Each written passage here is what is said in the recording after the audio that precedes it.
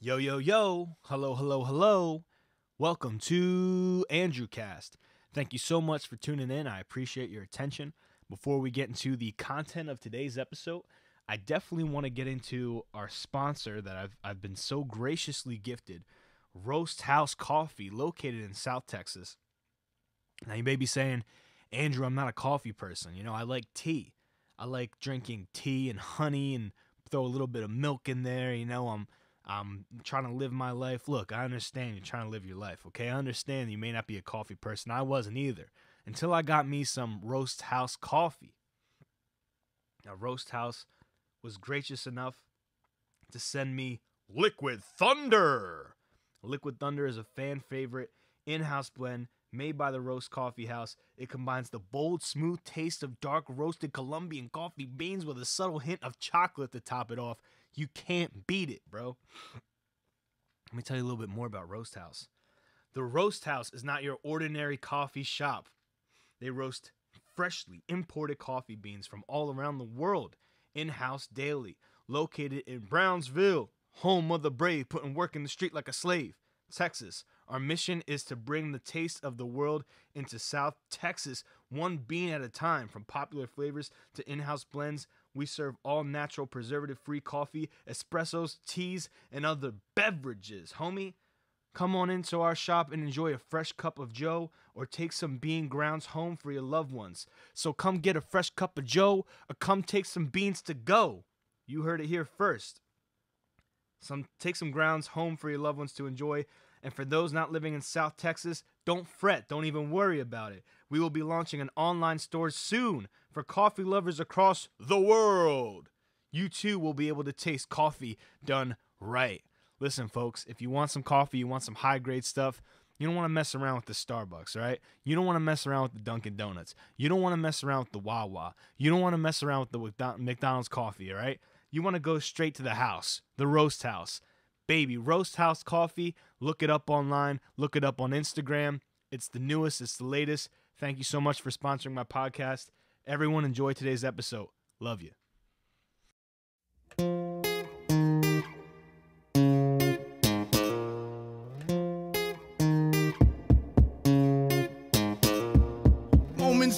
Some moments, where is all of this time going? Can someone please show me? I'm trying to gather my fruits, I just been sowing and sowing. Haters evaporating, all this creation created the bubble, it gave me displacement.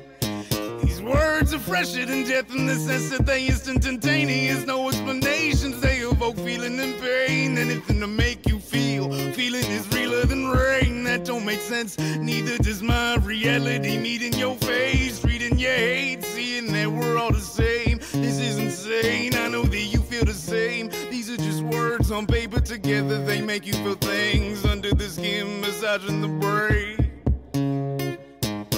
Under the skin, massaging the brain.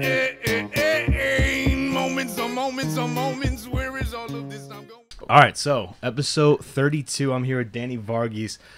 He is an awesome, amazing musician with a lot of creative ideas and a lot of music it's very, I guess the way I would describe it, I don't even know. What genre would you consider your music, to be honest? I usually say like feel good, soul. Indie folk is something I used to say, but that was me trying to fit into a genre. Yeah. Genres are hard, you know? Yeah, I got you. I got you. Yeah, but I'd stay a little closer to the mic, man. Yeah, just a tad. Word. But yeah, man, okay, so I was feeling folk. I didn't want to overstep with folk. I feel like a lot of people consider a wide variety of music folk nowadays. Like, I feel like a lot of things are considered folk. But what are some of your inspirations, I guess? Like, what kind of sounds have really inspired you as far as artists and whatnot? It was definitely a journey over time. Like, the first album I ever got in like 3rd or 2nd grade was like Usher. Yeah. Confessions. Yeah, but nah. And then Ed Sheeran was a huge guitar influence when I went to his concerts. What time period was that? Early undergrad. He Okay. just like blew my mind. Cool, man. And then Kid Cudi. Yeah. Okay. It's just dude, out of this world. I got some Kid Cudi world. I got some Kid Cudi vibes from you when I was listening to your stuff, man. So that's like the Wizard stuff. You know that song "No One Believes Me"? Yeah, totally. That vibe. Oh, really? The way he's singing, I totally get that from you. Oh, man. nice. Hey, dude. Yeah, I really respect his artistry. We were just talking about him on the last episode about how he kind of verbalized like a lot of, I guess, teenager, young person angst. You know what I'm saying? Totally. Like, it was kind of like emo, but not in like a bad way. It was more of in like a, I get that you're an introverted kind of kid way. This music is relating to you kind of thing. And I feel like that's why like a lot of our generation different level of vulnerability, I guess. So, dude, totally. Yeah, but I get that vibe. The Cudi singing, it's like the deep, throaty kind of singing you go for. And your vocalized style or your vocal style rather is deep, man. You like really come from your gut.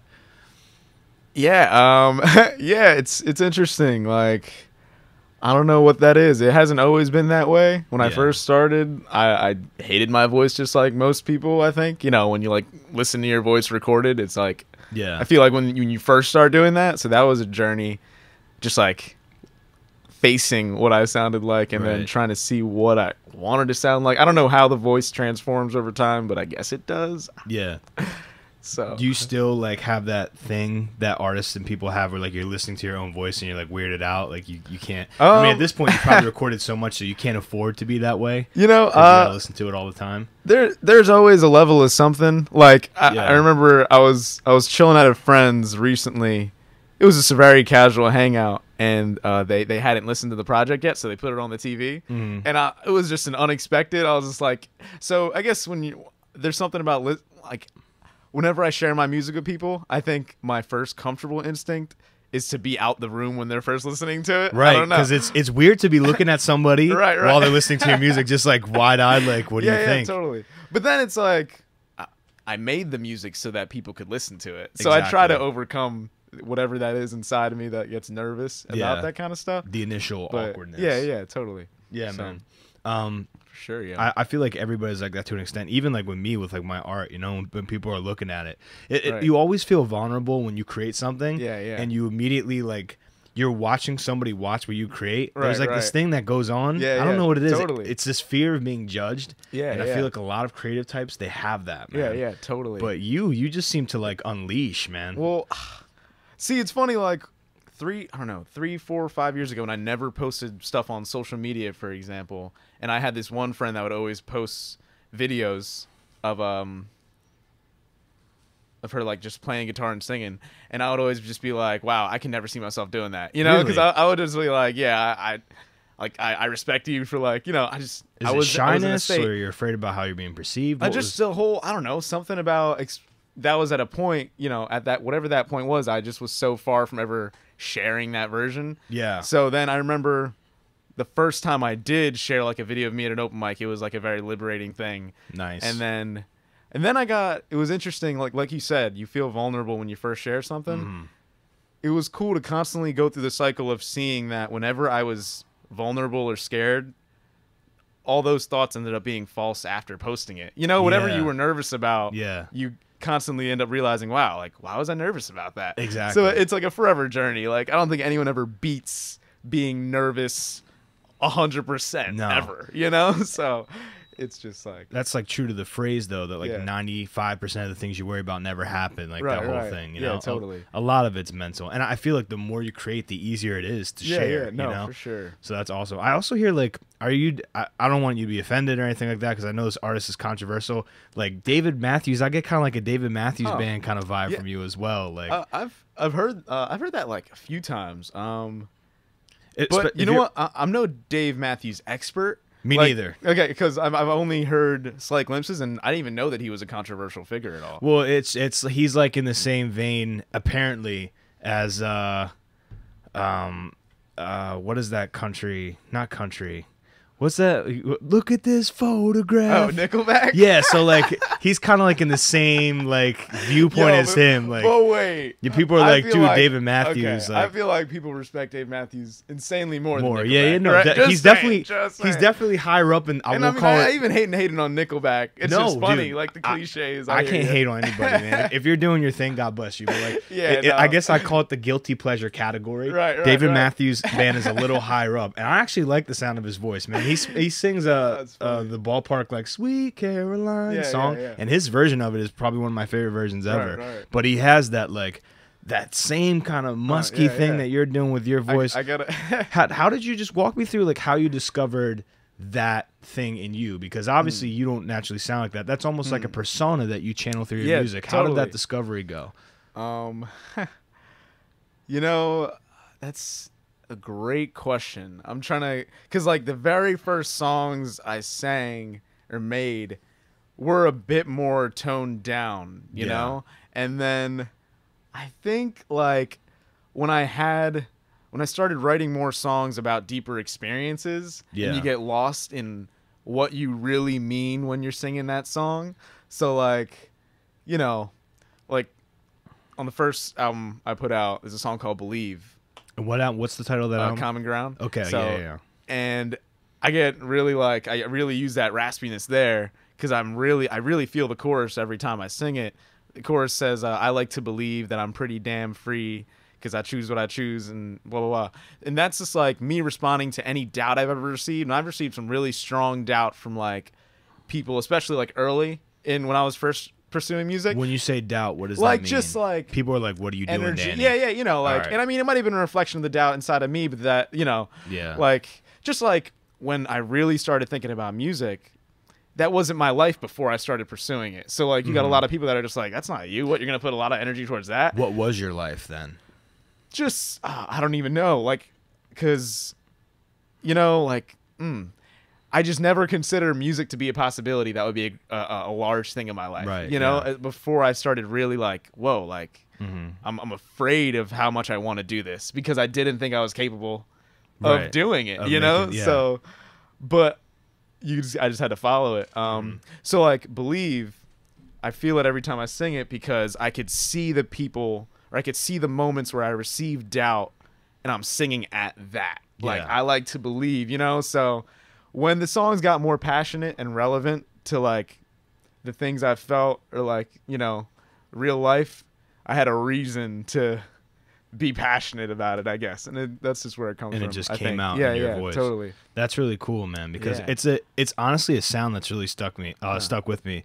The Warrior, I think, is excluding the intro, which is pretty cool. The Warrior is the first track on Imagination Awaken. That's the name of the album. Yeah, Awaken Imagination. Awaken Imagination. I Sorry. had a friend that said Awaken Dragon and twice. I was like, bro, like he was thinking about like that. Imagine Dragons, but like even that's funny. Like, what would the album cover be? Like, just you and like with the Photoshop like dragon, like really bad, just like Photoshop dragon on you.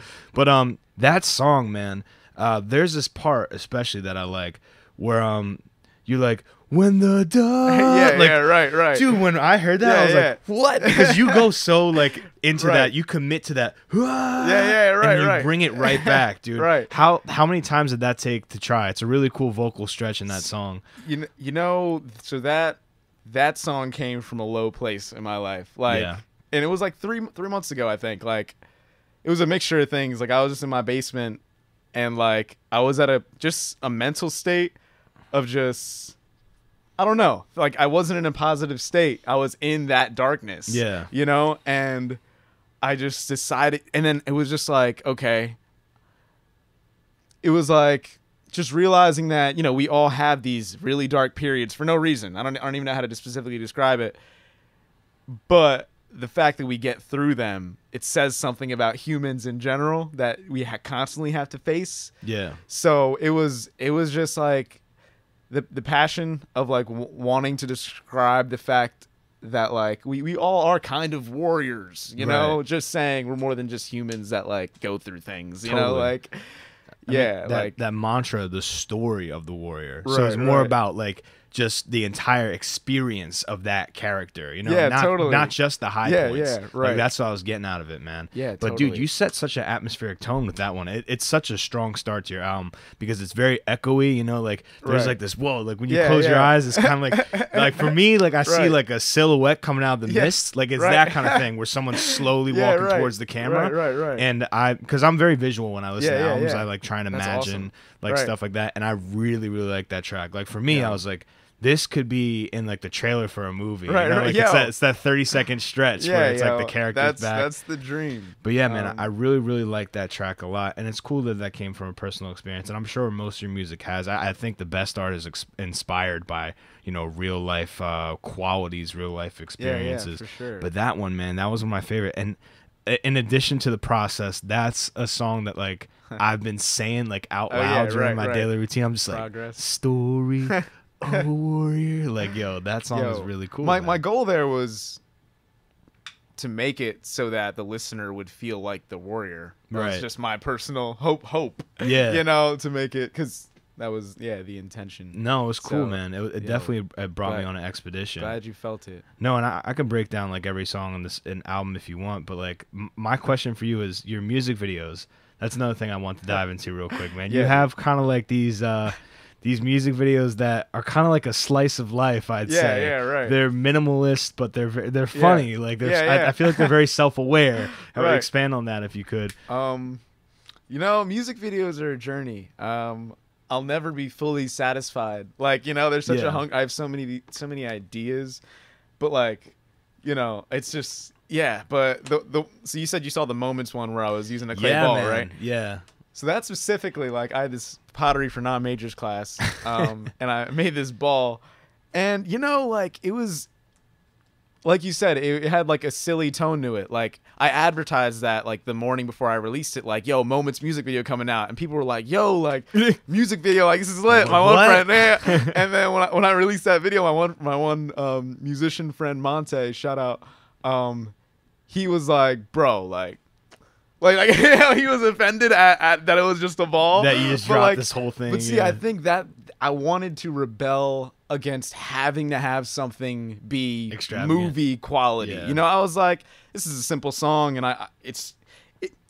you could take it very deeply. You know, Yeah. it's just and the ball has a constant smile on its face. You know, by the end of it, I hope it's. And ingrained wasn't in this you. music video filmed on your phone? I think I I like my phone's camera. I see like the black bars on the side. I was like, yo, this is awesome. I should have done it landscape, but yeah.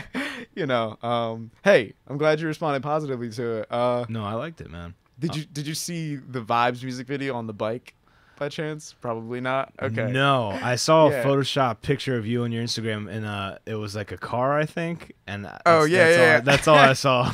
Oh yeah, that was just me projecting my dream to have a black smart car in the future. Oh, okay. Yeah, it was just another. I try to balance seriousness with silliness, with the hope of just because you know life is just a mixture of everything, you Right. know. So it's like just a balance, of Yeah. expression. But So, just yeah. to segue real quick before you talk about that music video, because I didn't want to cut you Yeah. off. You What ain't. what exactly was Moments about, man? Like what exactly were you trying to talk about in Moments? So- because I feel like you had more of a big picture kind of thing going on, Totally. like an existential thing. Yeah, with yeah. That one.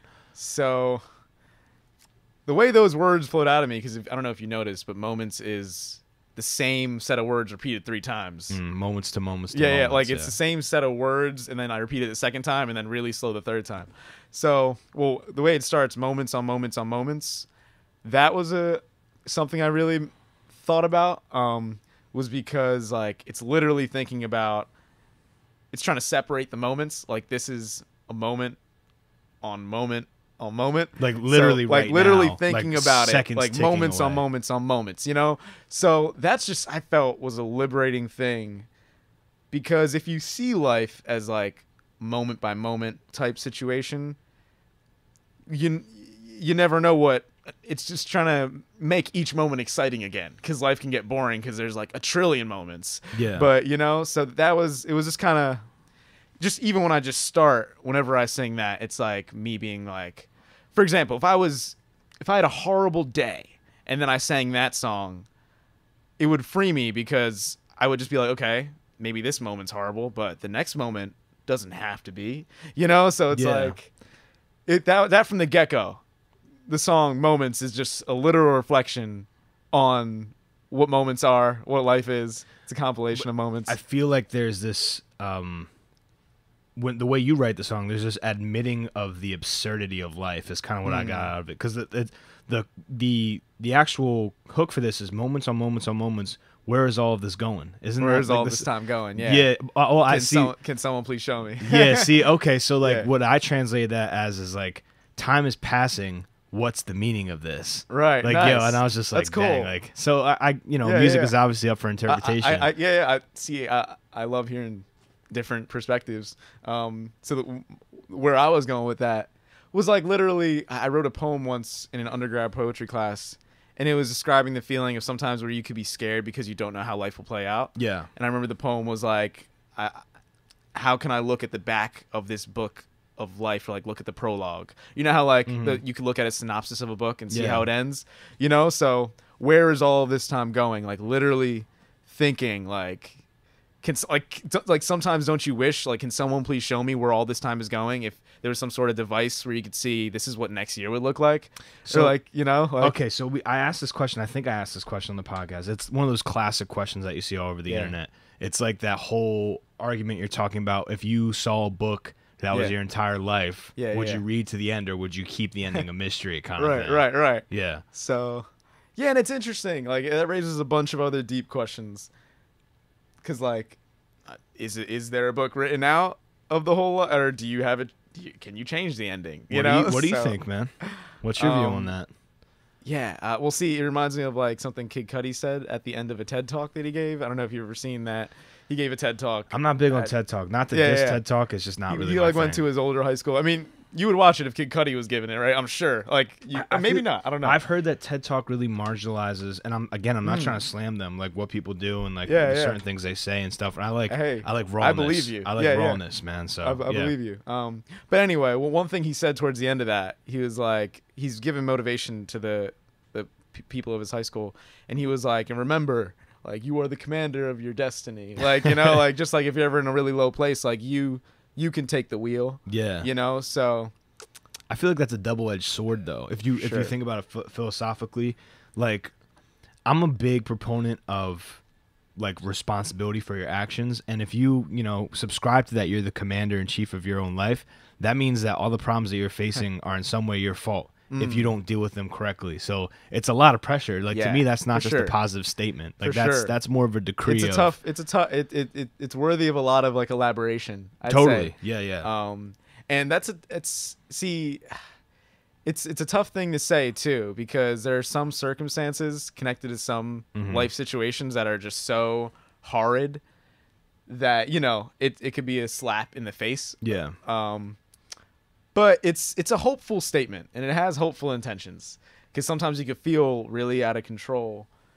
But it's good to get yourself back on a wave of knowing like you can influence something. Yeah, man. You know, so self-worth, man. That's like a big thing. I attended a lecture last night. It was Dr. Jordan B. Peterson, author of, I think, 12 Reasons Why. I've been following him heavy. You actually saw him live? Yeah, so he was at Tower Theater last night. There was 3,000 people that showed up. Yo, wow. And it was actually incredible.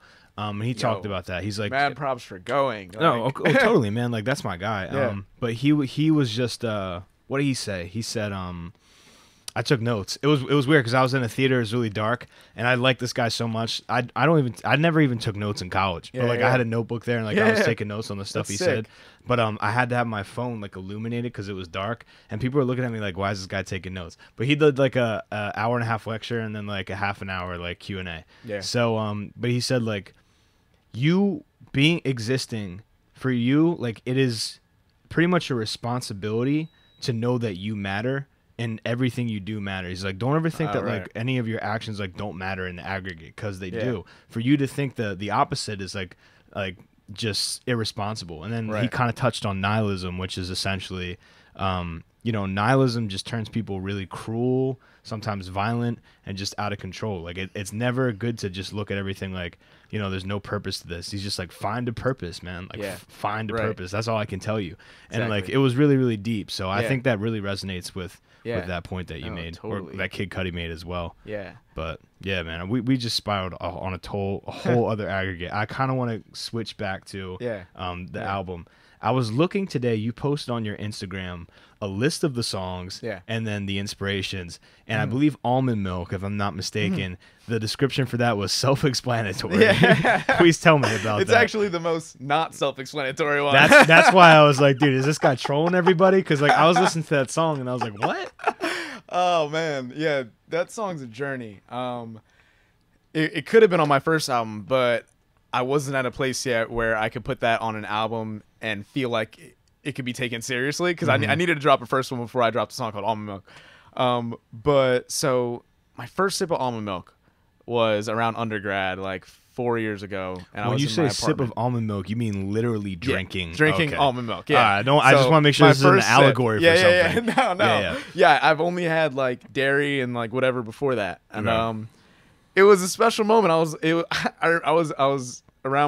in my apartment and my roommate was right there, and I just started singing this chorus, like very vaguely, a blurred out version, and my roommate was like, yo, bro, are you really making a song about almond milk right now? Yeah. And it was the sort of thing where I was like, is that a challenge? Yeah, like, totally, man. So I literally made that song like based off that energy of that moment. And then I was in this poetry class that I mentioned earlier, and there was an end of the year showcase, and I shared that poem with them because it fit into the context of an assignment, and we ended up doing it for that showcase. They made a whole dance interpretively for the almond milk. Really? Yeah, it turned into this whole thing, and then from that point there would be people like, yo, whenever I go to the grocery store, I sing this, like, yeah, man. It was just, that was like my first musical imprint on the world, almond milk. Wait, that was the first That song? was one of my first ones that I like shared with the public. Yeah. So that was before the albums. Yeah, I didn't put that on any streaming services. Whoa, like that was okay. like, YouTube, like this is the dance. So like, it's kind of crazy. Like, when I first did that, I was like, I didn't intend for my first musical footprint to be called Almond Milk, and there's many people that probably would be like, what is this? But I was just like following, like, yeah. And it just meant a lot that I was able to finally solidify it on an album. And it is metaphorical. Like the chorus is almond milk just like silk, this love's got me thinking against my will. Like that's like the one line that has some kind of substance in it. Whenever love has you thinking against your will, like sometimes life is a battle against your rational mind and like your heart. Like, I feel like that translates to me anyways. Like you always want what you can't have, or right? Or what is traditionally counterproductive to you. You know? Yeah, and I guess, like, have you ever felt like literally those words, like this love's got me thinking against my will. Like your heart says one thing, but your brain's like, yo, really? Totally, yeah. Brain's like not with it, man. Yeah, totally, man. I mean, I think that's the pain of having a heart and being an emotional being as well as as the thinking, cognitive being. Totally. That's the constant struggle. Because animals don't have to deal with that. That's like a very human thing. Right. And it's cool because that's like the theme of music. The music to me is expressing humanity. It's expressing creativity and emotion, which to me is like a very strictly human trait, Yeah, so I totally. definitely dig that. But that's so funny that it started off as a joke. It was a class thing though, because that's cool because people that were in class with you can totally look at like, now this is like the primed version of that song, right? You went so you had like studio time and stuff, right? You had how long was the process of making this latest album, and like what did you do as far as studio and stuff like that? Yeah, man. It was definitely a journey. So when I first went into it, I was like, okay, this is going to be called Awakened Imagination. That was the first step. Like, was that just a out the hat kind of title, or? I was really, there's so much intention behind it. Okay. I thought by chance it might have just been Awakened Imagination. Yeah, I wasn't just trying to be trippy. All right, cool. It's funny because there's no other musical albums out there on streaming services that are called Awakened Imagination. It's the first thing I do when I think of something, man. I Google it. I'm just like, what do we got? Which was cool. I don't base my decisions off that. Like my first album was called Common Ground, and there are albums out there that are called Common Ground. No pun intended. It's Common Ground. Right. Exactly. So it was cool to have that be differently. But so there's so many the imagination's a funny thing. Like it's a big word. Right. It's an abstract word, and everyone has a different idea of what it means. I started really liking quotes that talk about the imagination, like Albert Einstein. Imagination is more powerful than knowledge. And then it can take you from A to B. I also really like the saying that the brain doesn't know the difference between reality or imagination.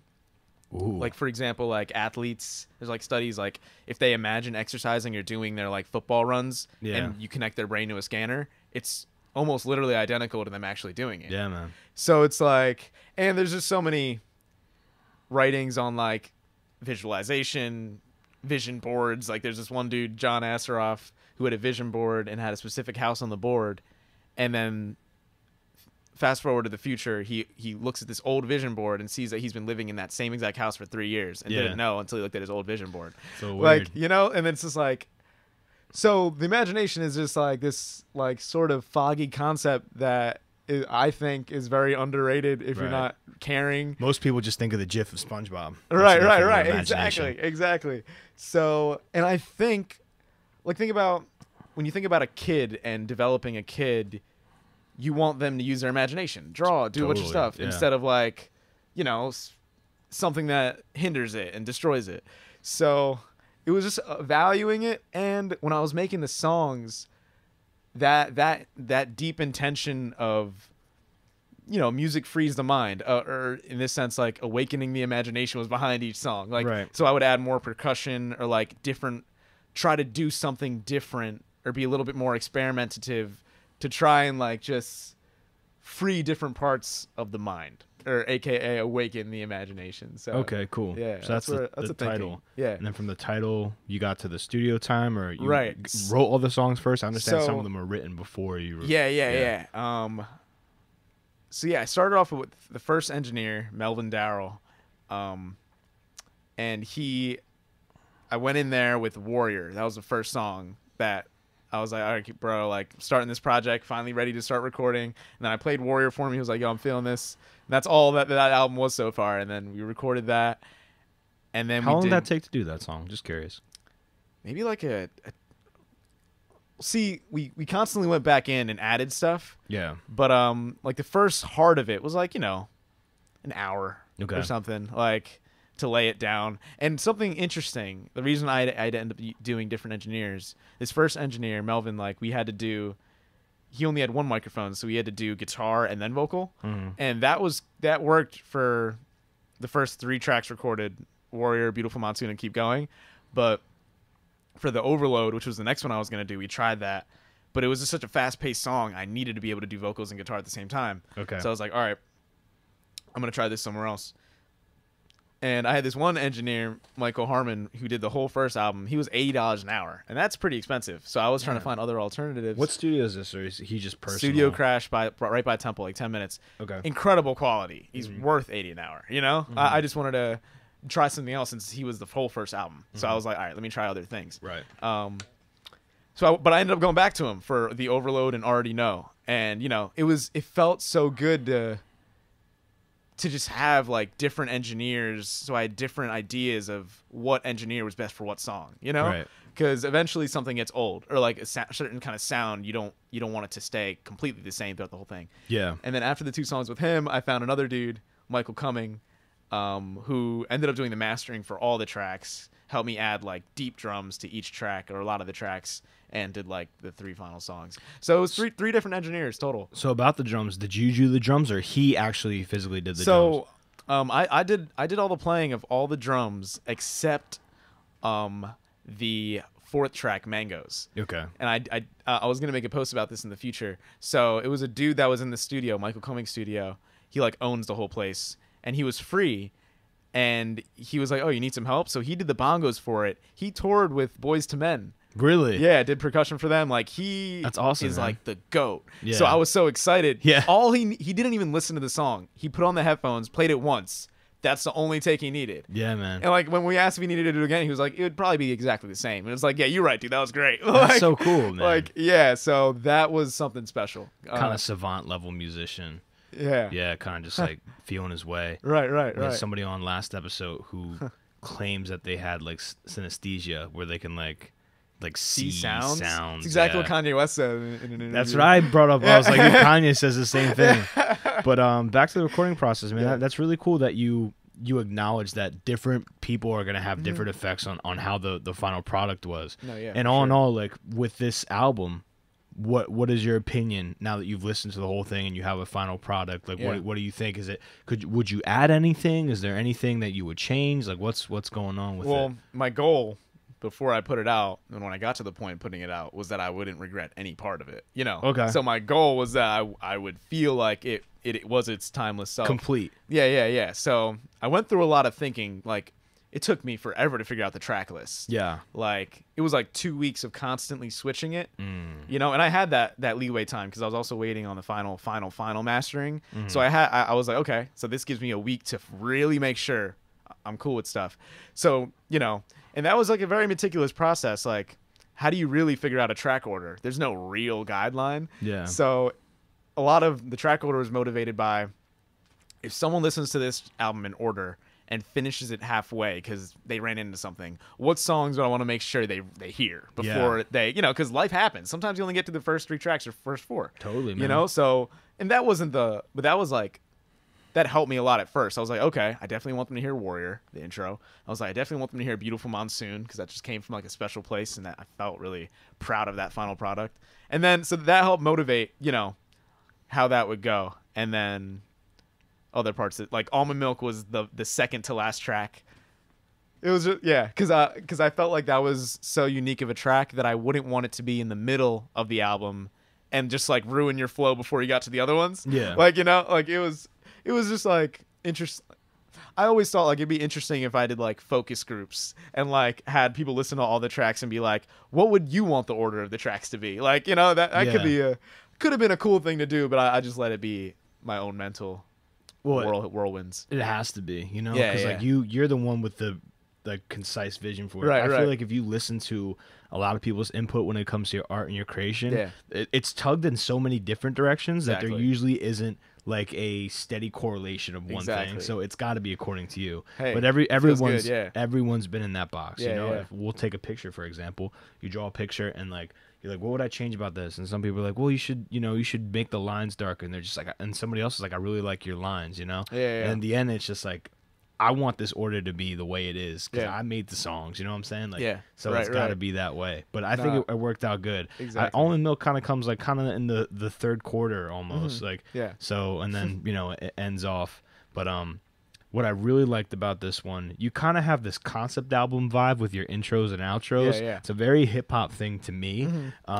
What was your inspiration for both of them? Just quickly go through like some. Yeah, man. I used like samples and stuff, didn't you?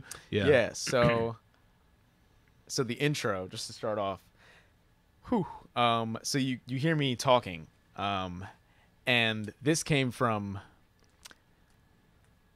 So this thing that I would do whenever I would be in a very like just a lower mental state, something's foggy, something weird happens, and I would just be like, okay. So there's one thing I started doing. I would record myself just dropping what's on my mind and listen to it later just to see what the contents of my mind look like. So it's like literally self-counseling. How in depth would you go? Like literally talking about like the actual scenarios that were getting you down? I would just be like, all right, like this is what's on my mind. You know, and then I would articulate it. And then to look at it from a third person perspective. Right. So then I could listen to it and be like, okay, that's on my mind. That's kind of stupid. Or like, you know, or like I could listen to my worries later and like see just because like 3 hours from a point of stating something that I think is something to worry about, you could see it from a different perspective. This is so interesting. Most people write down that kind of stuff. Where did you get the idea to record it? Just because you're musically inclined? Like, where did that come from? Literally just an idea. You didn't hear that from anybody or anything? No, that's cool. No. So it feels vulnerable to even share it because I don't even know. Like it's just a total. That's what we're about process, here, man. Talk about it, man. But hey, I always say life is so long that everyone has to be comfortable with talking to themselves. Dude, I talk to myself. You know, I'm just saying. Not to derail too far from the topic, but I do. When I'm in the car, man, and I'm alone, and I know I have like a 2-hour drive, I start working stuff out. Like, what am I going to do tomorrow, man? What am I do about that thing? You know. I mean, haven't you heard often throughout life people being like, "Oh, don't talk to yourself. Oh, stop talking to yourself." Well, there's a negative connotation because I call Philadelphia the capital of people talking to themselves. Yeah, right. Man. Like you'll be walking down the street and right. you'll see some dude with a beanie and a jean jacket. Like, man, talk about them. Those sandwiches were soggy. no, like he's saying something exactly. crazy. Like, man, my socks were in the microwave. Like he'll talk about some weird stuff, and you're like, no. what? Like you catch the tail end of this conversation. You're like, what's going on with that? So there's a negative connotation. But I think part of that is looking at yourself from a third person perspective, which is hard to do, and that happens when you talk to yourself. Right. You're like, okay, what just happened? I can't believe that happened. I'm not gonna let that happen again. Those are like your kind of things. But continue. So you were doing that, and then what happened? So I particularly had this one recording where the first 5 minutes was just like me, like just it was like just a low energy, but then the last 2 minutes of it, I decided to just start motivating myself. Like, and it wasn't a conscious decision. It was just like, well, all right, for the past 5 minutes, I've just been going on about why life sucks, or like just why this certain situation is bad.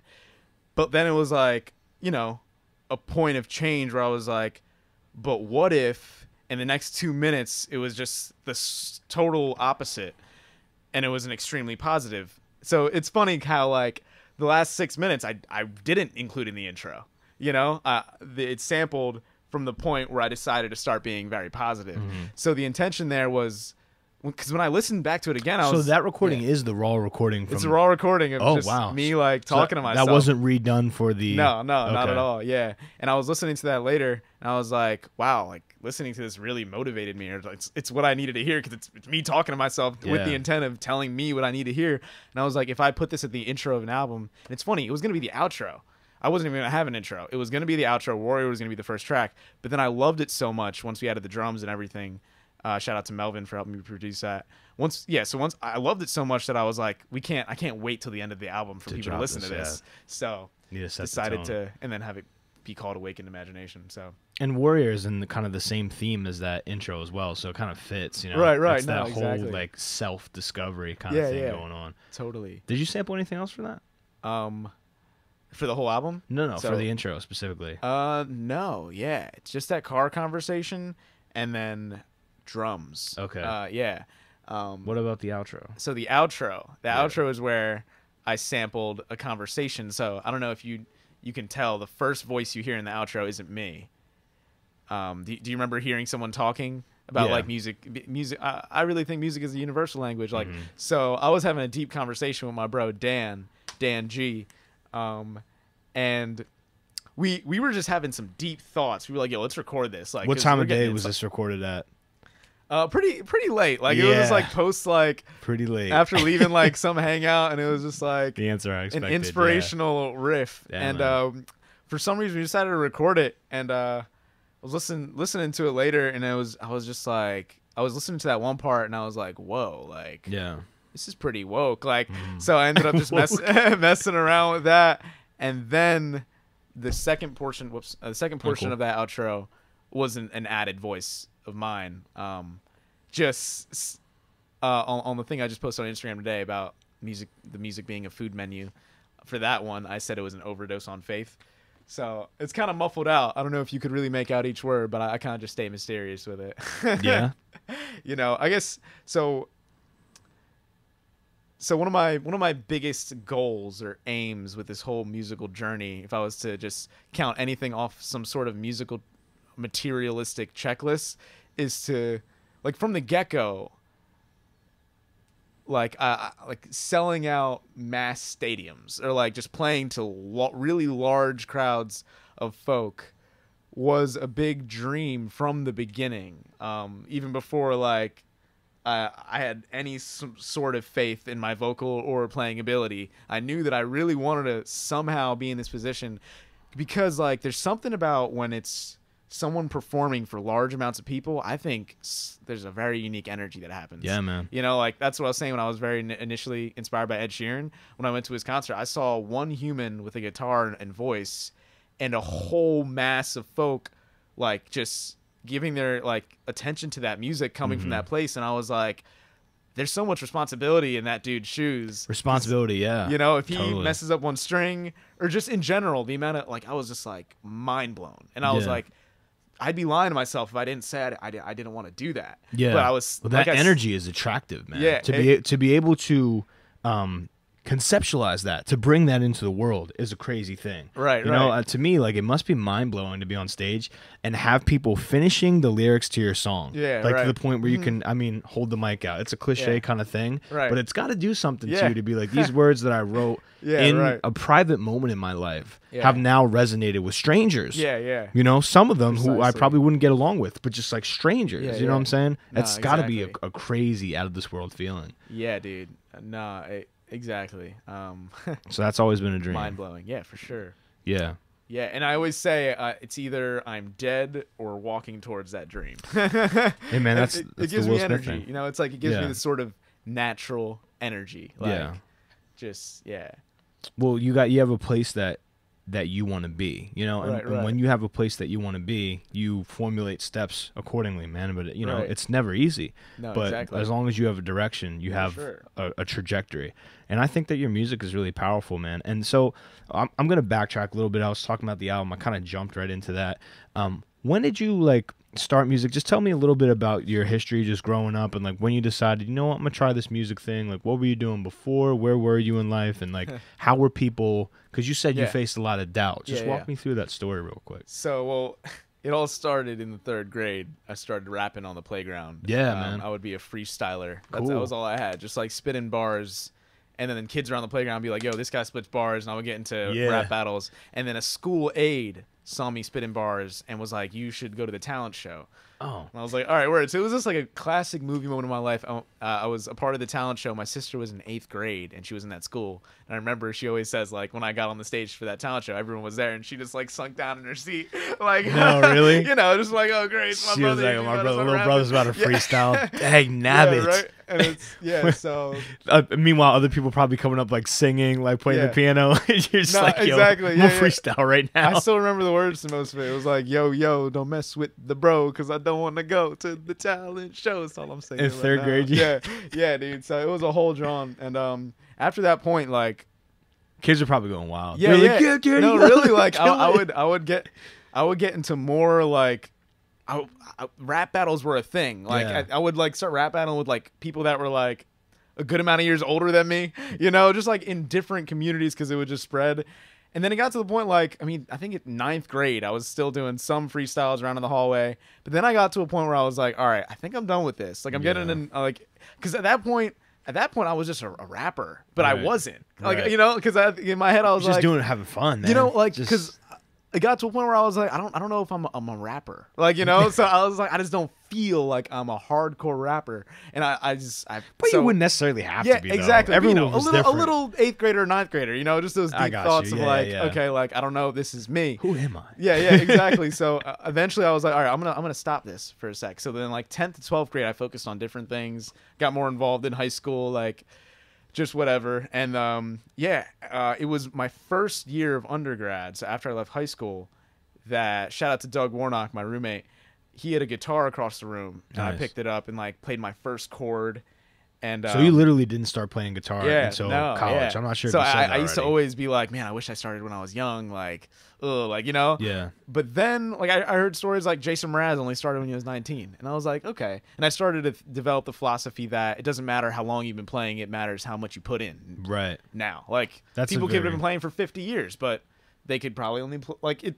It almost has nothing to do with anything. Like, LeBron James is only as awesome as he is, or Michael Jordan is only as awesome as he is, not because of how long they've been playing, but because of how much they put in to that period of time. At least that's what I think. Yeah, it comes down to work. That's fair. That's so fair. You know, that's what you got to say to yourself.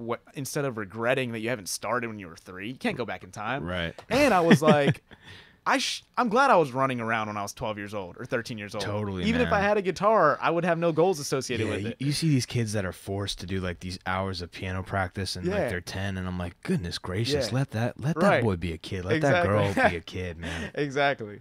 So yeah, I picked up a guitar, and that gave me an excuse to sing. Because only before that, I would just sing in the shower, sing to the radio. I would never consider myself a singer before that. Yeah, I feel like that's more daring, correct me if I'm wrong, than, like, to try and play an instrument. Because with an instrument, there's a way that an instrument sounds, but to sing, like, that's up for interpretation. No, exactly. You know? I had a lot of doubts when I first started trying to sing. Like, because I didn't take any vocal lessons. I had people be like, yo, you should consider vocal lessons. And I mean, that always comes from a good place, but I would just take it in a vulnerable way, like, I got money for vocal lessons and shit, I need vocal lessons, you know, Right. like, so then I started changing my beliefs about it all. Like, I encountered this one book who suggested that you write out your limiting beliefs. What book is that? The Answer. Okay. It came at an amazing time in my undergrad college career when I was really lost, didn't know what I was going to major in. And I literally was looking for an answer, and I came across a book called The Answer, and crazy. And so I was in my first call center. Your life job, sounds like a cartoon. reading, So far. yeah, right. Yeah, dude, that's a crazy moment. A lot of cartoony moments. I just pictured like you outside in the city, like sitting on a bench, like I just don't have the answers. Yeah. And then a light strikes you, and a book with wings that literally is titled "The Answer" like comes into your hand. Like, Yo, it's very literally. cartoony. Yeah, yo, it was a defining moment, and Yeah. it was like write down the beliefs that you know are limiting. And What does that then- mean? So, for example, there's so many limiting beliefs that we have that we don't even know, like About ourselves or just any about life? facet of your life. Okay. If you look financially, for example, at that point in my life, I had a very limited amount of income coming my way. You know, I had like a call center job and just had very little beliefs. See, it's based on the philosophy that like your beliefs have a lot to do with, you know, what actually happens. Mm-hmm. So I was able to write like, okay, I can admit that I don't believe that I'm prosperous. Mm-hmm. Like that's a belief that's in my head right now because I'm constantly seeing my bank account that doesn't say that I'm prosperous. So I can admit, okay, like one of my limiting beliefs is that I'm not a rich individual. I'm broke, yeah. I'm poverty. Like Mhm. I live in poverty, like in my own way, you know? Yeah. And then I was like, what belief do I want to have though? And it Okay. was like, I'm living in abundance. And it's like, okay, if I focus on that a lot, instead of this constant automatic notion to believe that I'm living in poverty, Yeah. that's what that book was. So That comes if- full circle back to imagination as so well. yeah, exactly. Seeing So what's not I there. applied that to music. I was like, okay, I believe my limiting belief was that I wasn't a good singer, or like I didn't have any kind of vocal ability worth noting or worthy of expressing. Mhm. And then I tried to create the belief that like vocal ability doesn't come from like genetics, that it's like a unique thing that I did in my own head, but I was like, if I come from a place of good intention, the vocal ability will just be there. Right. You know, like I think that's true for anything. Like whenever people say they can't sing or like they can't play something, like I immediately want to show them like a timeline and like of like just being at a place where I couldn't hit one note or be faithful in one thing of sound, you know? And just like, if you really, really want something, like life can unfold that for you if you really want it. So I always say like every obstacle asks you how bad you want it. So, you know, if an obstacle is like that you'd have to really dig to find some vocal ability, if you really didn't want it, you'd be like, screw it, I'm just going to chase this other dream. And that's fine. That's probably what you're meant to do anyway. But if you really did want it, like you'll find a way to Right. make that a reality for yourself. So, What did your family think about this whole musical journey? that's a funny thing to talk about. In general, like it's a tough place to start because I have a lot of different kinds of family too, like, you know, and it's hard to specifically focus on things without specifically calling out energies or moments. You can use surnames, or if you don't want to talk about this, you don't have to talk about it. No. but, It's a real thing to talk about. Like, because whenever I did receive some sort of doubt, it came from a place of love, no matter what, Right. even if it's disguised as fear. Well, that's what parents do, man. Yeah. Like, to be honest, man, like what I majored in and what I do now for a living is not like the typical career. And it's just like, of course, people who are guardians of you are going to be like, hey, like it's kind of hard to do that, you know? And it's just like, Exactly. but there comes a time where you just got to do what you got to do. See, the philosophy I developed whenever I would receive doubt from family, I was like, okay, listen, like, even though like I'm justifying that kind of behavior, I'm like, okay, it's coming from a place of love. I think if someone has a dream, even if you have a million doubts about it, be happy that they have a dream, you know, for one. And do your best to nurture it. And there's a way to make, like, there's a way, like, whatever you're worried about. If it's like, okay, he has this dream. What if he doesn't become successful and he becomes homeless? Okay, if that's your fear and that's what's motivating your doubt, there's a way to make sure that other parts of my life are successful without killing this dream. You know, like there's a way to go about benefiting someone's life without saying, I doubt you. You know, like I don't think at the end of the day it's ever justified, but like I always give people the benefit of the doubt when they doubt me, because did people literally say like they doubt you, or did they say more of like I'm concerned about your choices? Yeah, no, for sure. Like I'm interested in hearing about your opposition. Yeah, I would hear like, you know, just statements like that, like you will attain no success in this field, or like, you know, or like you like, and one thing I would hear doesn't pay the bills. Hilarious. I have so many things to say about everything. That's what this is for, man. Yeah, you know, it's just like, but it's just like, because I understand, like when I had this dream starting and I had no songs out, I had no factual sensory evidence to show you what was inside my heart was anything real. Like I get it. Like all they had to see were the things I could show you with your physical eyes. So that's where my benefit of the doubt was coming. Like I get it. Like I don't know what I look like to you from your eyes. All I could see is what's in my head. Right. You know, and I know that whatever's in my heart it's there for a reason. Totally. You know? So I just learned to stop. There's no need to chase for validation from other people at the end of the day, and just let it come. I feel like that's an endless chase. Yeah. I feel like that's the first part of it, man, because even if like you're massively successful, you'll never have everybody on your side. Right. You'll always have people saying like, "Oh, this is what you do. You could be doing this, and that." Right, and it's just like, I feel like people that have a lot of input on what somebody else is doing, most of the time, like 85% of the time, they're not fully secure in what they're doing, because otherwise they wouldn't act like that. There's concern, there's parental concern. Sure. But I feel like people that are just like, you're going to do that? Okay. Yeah. You're making a big mistake. And it's just like, the natural question for me is, all right, cool. What are you doing? And just to say, like, when you say family too, like, it really goes beyond my parents in my mind too. Like friends, cousins. Cousins. Yeah, exactly. Those are the two terms I was going to use. Yeah. So just saying,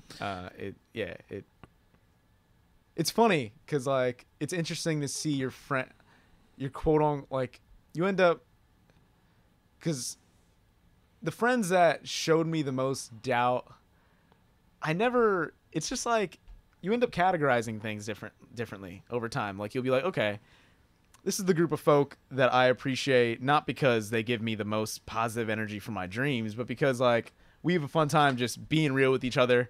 And just like, you know, whatever. But then there's like a certain different group of people that I'm like, being around these folk, like my dreams are going to be like nourished. Yeah. Because these are all, but it's like, everyone is valid. Yeah. You don't abandon somebody because they don't believe at first, because that could be a natural thing, right? Exactly. You try and associate with the people that are giving you your strengths. Right. But just because somebody doesn't believe in something you're doing doesn't throw out like the past that you have. No, people are like, oh, cut them off, bro. Yeah. It's like, hey, man, you know, you limit the time that you spend, or maybe the vibes that you get, and you go somewhere else for the vibes. Doesn't necessarily mean you drop somebody because they're like, hey, man, I doubt you're going to be successful at this. It's not like you're my hater, bro. You're my doubter. Like, see ya. And you know what?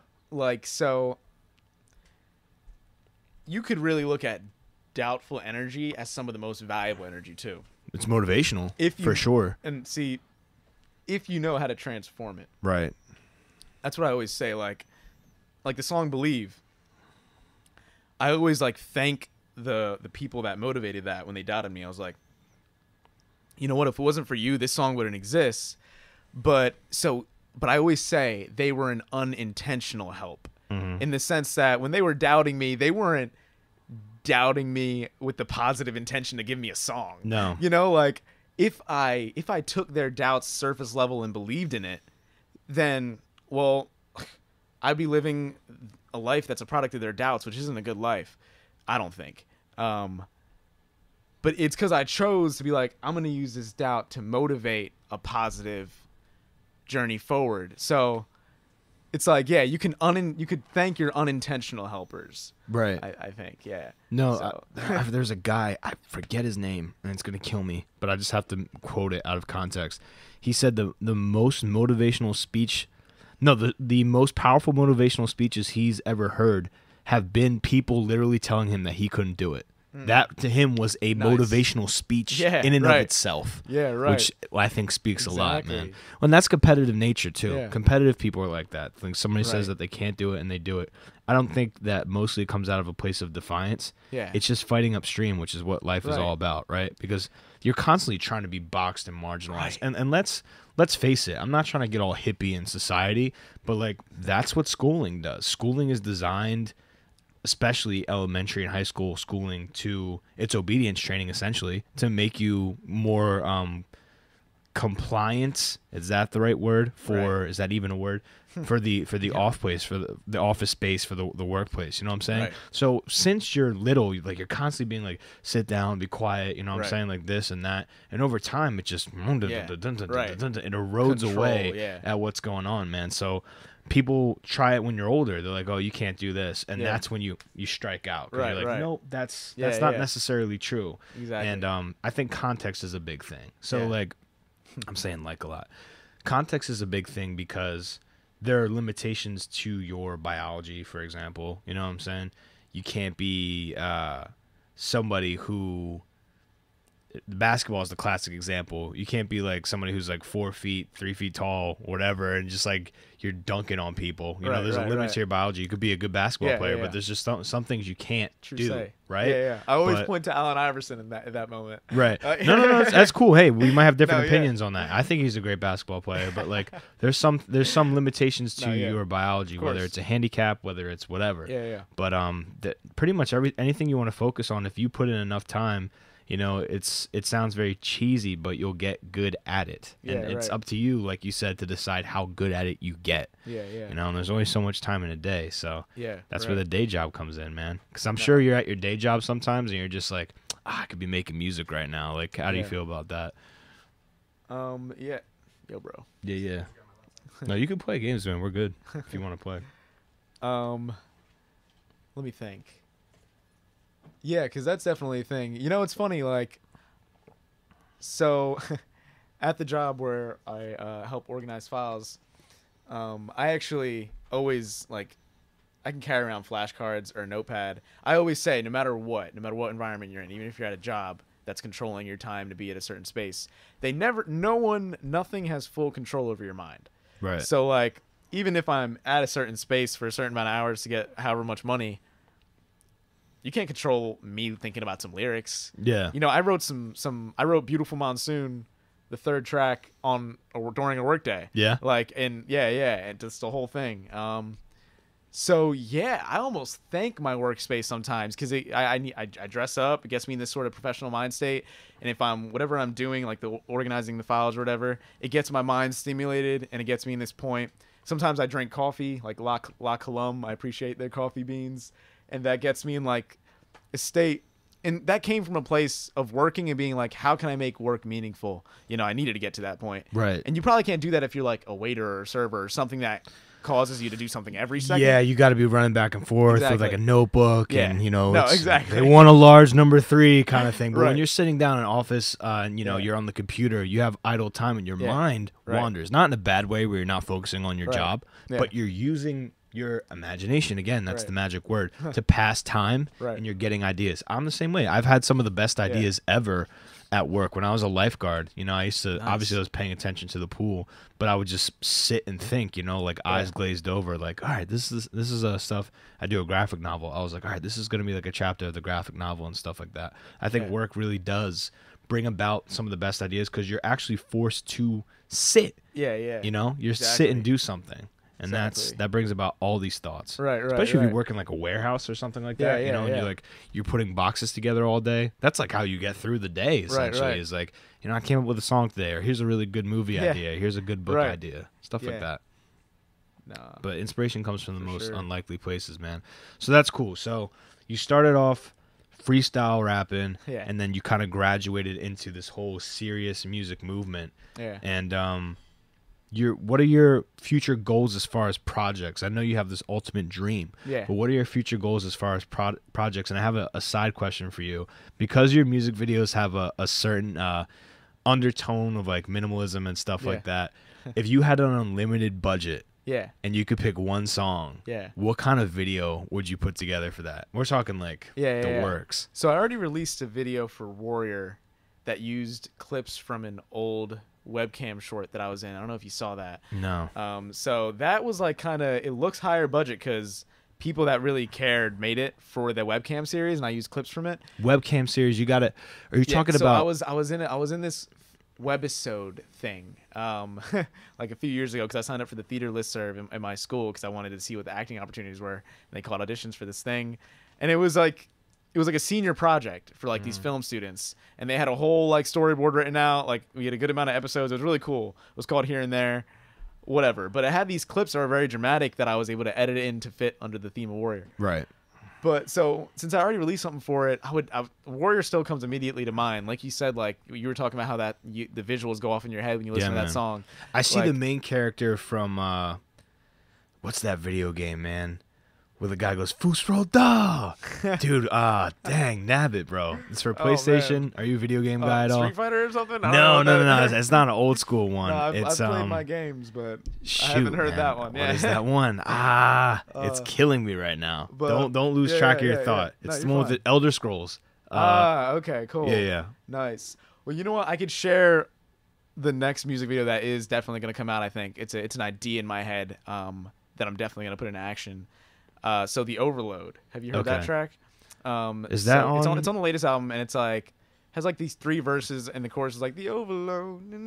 Yeah, I do remember that one. Yeah. Yeah. So it's not one where you immediately had the title in your head, and everyone's different. So, but with that one, so the 3 verses are like just me going over like the contents of my mind. You know, like the first verse is like I take the pain and make it rain, and then like it's just like me. I do remember different that conceptualizations of life. So I imagine that video. So I was talking to you before this podcast and told you about how I just finished the first year of a 2-year grad program for counseling psychology. So other than music, the one other thing I put energy towards is being a counselor or therapist. So that's my other, thing in life. I feel like life is so long, you can do more than one thing. Real quick, don't lose track of what you're saying. Yeah. What got you into psychology? Because I feel like creative people tend often to that psychology stuff. Whenever my family would bicker back in the day, I would feel like a mediator. That was like just the mediator. This initial thing that I always think about. Were you ever an RA in college? No, okay. I interviewed to be one. All right. I got put on the wait list, and then when I got off of it, they offered me like the worst hall in history, Peabody. I don't know if you know about it. I was an RA myself. I was Morgan, nice. Yeah, Morgan That's South awesome. for a year. But like anything, I spin that positively. I was like, okay, I'm really glad I'm not an RA. It's just convincing yourself that everything is awesome. But what's it called? So Wired into psychology. Right. Hold on. What was I saying before that? You were talking about the 1-year grad school program. Yeah. So the music video idea. So the Overload, the music video I imagine for that is having someone in my counseling program play a therapist in the video. Nice. And the start of a session is the start of the song. Like, hey, what brings you in today? Are you the patient? Yeah. I'll take the pain and make it. And the whole thing would just be a therapy session with clips of, me elaborating, and then like faces of his being like, oh, okay, word. Yeah. Like I really felt that song fit that context. It's like literally a therapy session. So I'm excited for that, to execute that. So that's going to be pretty simple. Yeah, no, exactly. Like your question was if you had the highest budget, but it's funny, if I had a $3 million budget, that'd still be the idea, and I'm still going to execute it. So it's dope. It's good to know. Yeah, I feel like, I don't know, I see it through a black and white filter, but I'm sure it's going to be awesome when you do it. Hey, that's awesome. When you said I see it in my head as that. Right. But that's cool. So psychology is just something that, yeah, dude. I mean, I see a huge connection mediator, between music and counseling. Like, depending on how you view music, with me, like I always say, I have positive intentions behind all the music I make. So like hopefully somehow your life has enhanced to some degree by the end of a song that that's my goal. Yeah. So I think similarly, counseling sessions, hopefully by the end of a counseling session, your life has enhanced by some degree. Yeah. If it got worse by the end of the counseling session, it's kind of a failed counseling session. Just in, and that can mean anything. Enhance in whatever way, whatever morals or guide points you're using to think about what enhanced means. But yeah, I see a big connection, like the intent behind why I'm really intrigued by both. A lot of people say like, or have asked me like why I didn't study music in college. But I realized like that wasn't for me. Like when I took like guitar for non-majors and stuff, there's something about the way that music is taught educationally that just is so far from the way I loved music, which was, I wasn't someone that's an expert at reading music, not even like barely an amateur. Then you get to music theory and you're like, whoa. I tried dabbling in it. Like I would love enough patience to become an expert in that. But really I navigated by like hearing and like finding songs that I really wanted to learn the chords to and then using those chords as a part of my own toolbox. So I feel like this topic comes up a lot. So, I mean, it feels weird talking about it, but going to school to learn something that like you're already doing is a weird vibe. Because there's going to be a lot of common ground that's retread, and that's always frustrating to sit through that. For sure. And then, you know, people are going to tell you how to do something. Yeah, essentially. Exactly. And I'm not, you know, again, I'm not dissing like art students or anything like that. Yeah. You know, I decided because it is for some people. Totally. For some people it works out. Yeah, it's for some puzzle piece. Some people it works out. You know, they graduate, they don't have a bad taste in their mouth, and they get the job of their dreams. Exactly. Amazing. Kudos to them. College and education and tuition in general, there's a lot of fogginess surrounding it all. Dude, fogginess. No matter what you're doing. Fogginess is like a black sheet of darkness. You need to put on like those glasses in Call of Duty to you need those nocturnal night vision things to find stuff out, man. Everybody's got a different path. Right. You know, and it's weird. We were talking about this last episode, you know.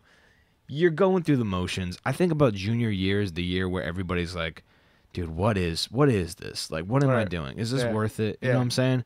And then you see people drop out. And then you hear stories about people dropping out and becoming ultra successful, creative people. Yeah. That's what I'm focusing on right now. Like people who have a skill set, who are mastering something. They drop out and like they've attained like this status, and you think to yourself like, you know, like, am I the lottery ticket in that sense? And you just really question what you're doing when you're in classes. But I feel like you get through it because, you know, your life is psychologist, psychiatrist. What do you think you'll be doing? Or is that So I always imagined, so there's a school track and an agency track. School is if you want to be a guidance counselor in a school, like, you know, taking care of other duties as well. And like agency, you need your master's for that, and then you got to do your hours. Agency is like if you want to be in a private practice or like any other kind of opportunity. Right. But I'm interning at a school right now because they have like an agency format clinical counseling department. Nice. So, but so I imagined like private practice, like typical office shrink of like anyone across from me, and a musician. See, those things go hand in hand. Right. College is like it's a good thing for you. You know. And I remember, and it's interesting. I wrote about it in an essay for the counseling program, like a reflection. I was talking about how it does sound difficult to imagine this dream where I'd be like this musician if I had a tour or whatever, and balancing that with this other thing of being a counselor. Like, who's that guy in The Hangover that was like a doctor? You know what I'm talking about? The guy that goes, gay? That guy, dude. He's a doctor and he's also an actor in movies. Oh, really? Yeah. Snap. So there you go. And I remember writing in the thing, like, I just know it'll work out. And with music, you have more flexibility over how it uses your time. Like, I wrote, like, I could choose any time of the day to write a song. Yeah. I can meet with clients probably in a more limited time range. And if I ever got to the point in this journey where I was able to, like, you know, go around the world or whatever, I would feel very comfortable just putting a pause on the whole counseling route. Oh, you would have to. You know, obviously. Anybody who is your friend, who's really your friend, would be like, go, man. Yeah, no, exactly. You serious? Yeah, no, precisely. So, and the reason I enjoy having this other thing, this other counseling hamster wheel, is because it makes me not want to rush whatever success I want to see in the music thing. Like, I'm doing whatever I can in the musical front, but sometimes when you're just so hungry for it to take a new dimension, you just don't want to force it. You know, like, there's only so much I can do. Because you won't enjoy it? Because, you know, I don't know, like, because I feel like a part of the equation of how you evolve, like, as a musician, the public or whoever you're connecting the music to has a large say in it, you know, the amount of human beings like connecting with your stuff. So basically what I'm saying is you can't control when it reaches new heights. Well, I mean, you can, obviously, by putting out better quality stuff. But like, there's also just an element like your control is limited with exactly. You can put out amazing stuff, but like if it doesn't have the correct reception, and there's examples of that all over with music. There's a ton of underrated artists. Right. Yeah. So feels good, just a balance of stuff. Well, totally, man. And you need an income, Yeah. So it's like, I'm somebody with a dream too, and I have a day job. Like, there's no shame in that. And I feel like that is a very calculated thing. Yeah. But it just means that like the off time I have, I don't usually spend it binge watching Netflix. Right. I spend it working on my dream. Yeah. And I know that a lot of other creative people are doing the exact same thing. Yeah. You know? So that's what it comes down to. It comes down to the person, really. Yeah. Like just because you chose a traditional method of education and stuff like that doesn't mean that you don't take your dream seriously. No, exactly. There's a lot of people who's like, bro, like, don't have a plan B. It distracts from plan A. Right. That's like a Will Smith quote. It is. Precisely. It is. Yeah. Well, and you said something else that was Will Smith. You said, I'll either die or keep stepping towards my dream. Elon Musk says that too. Yeah. Will Smith did the whole the treadmill thing. Right. Man, I'm at a loss for words today. Yeah. But yeah, treadmill. That's kind of the same right. concept. But Elon Musk is another character who says stuff like that. Yeah. But yeah, man, there's no shame in having like a day job and having a dream. Right.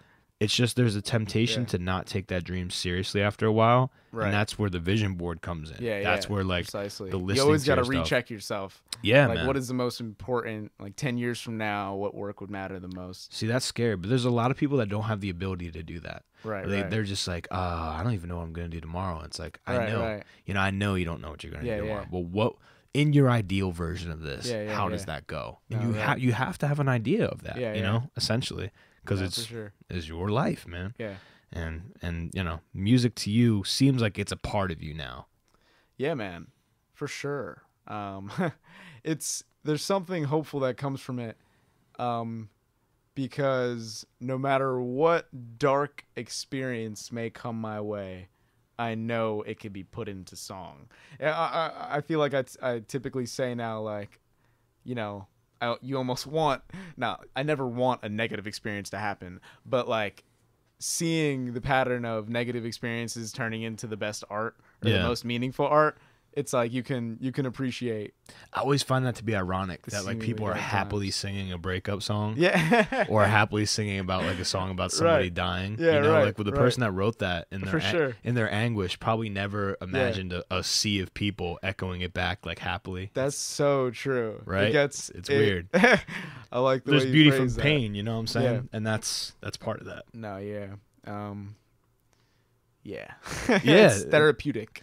No, I mean, the best stuff comes from that, but that's the stuff that leaves you vulnerable, right? Because you're putting yourself out there. You don't want to be judged, but the best stuff comes from, in my opinion, like, let's be honest, like negative things, bad things that happen to you.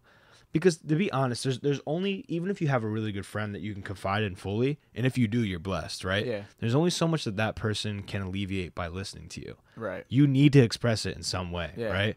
Some people, I don't know, man, like there's that guy on, you ever see like in those cringe compilations on YouTube, there's that guy that they interviewed on the news, and every time he was mad at his mom, he would hit a pillow with like a hockey stick.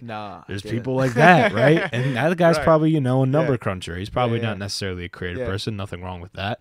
But you have to have an outlet for that. Otherwise, it just eats you up in your stomach. And then you find yourself being like really, really weird. Just not yourself. And that's a lot of things for music, man. For me, it's media, the stuff I make, and I find when I'm in a place of like anger or frustration in my life, my illustrations or like the stuff that happens in the comics I draw become very violent. I'm channeling perhaps a disappointment in my life through a fight scene, and in turn it's making that fight scene better.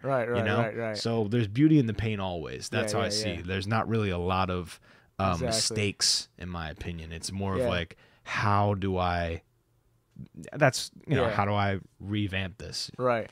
One trippy thing that I wrote once was pain creates portals. Was that in the song? So the word portals was. Okay, that's why I'm thinking about that. So it was the third track, Beautiful Monsoon. Yeah. I think the second verse, walking through the portals that we once both knew. Yeah. It's interesting, the word portal. Like, we can just look at that line, walking through the portals that we once both knew. like if you look at a memory as like a portal, you know, like